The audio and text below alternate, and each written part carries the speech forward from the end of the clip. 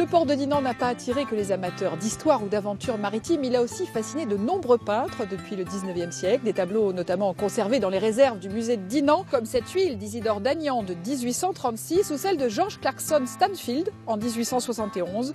Léon Amonet avait aussi consacré une de ses toiles au site. Tout comme Ivan Johaffen qui avait même acquis la maison de la Grande Vigne juste au-dessus du port. Nous l'avions visité avec un de ses amis au milieu de l'été 2012.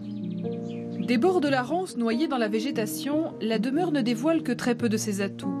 Mais c'est bien là qu'est le charme, celui qui a opéré lorsqu'en 1936, l'artiste Ivan Johaffen visite pour la première fois ce domaine abandonné surplombant le port.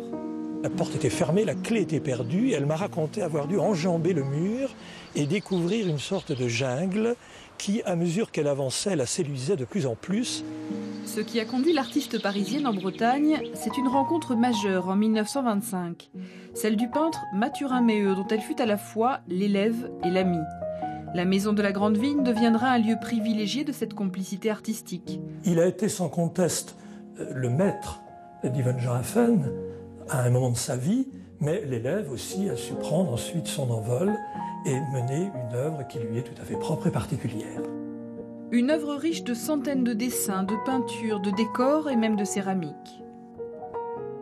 Cette chambre, atelier, bureau a été le lieu de sa création, le creuset de son œuvre, un endroit qu'elle affectionnait naturellement beaucoup. C'est ici qu'elle travaillait sur ce plan de travail, après avoir fait ouvrir le toit de la Grande Vigne. Ce chêne qu'Ivan Johaffen peignait à travers la verrière est là tel qu'elle l'a connu. Tout comme la maison est restée intacte depuis sa mort en 1993. Pour préserver ce lieu qu'elle adorait et avec lui ses souvenirs, elle avait choisi de léguer la Grande Vigne à la ville de Dinan. Avant de refermer cet épisode, je vous conseille de vous plonger dans les lettres de Mathurin Méheut à Ivan Johaffen, un recueil de Denise Delouche et Anne de Stoop, publié très récemment aux éditions Ouest France.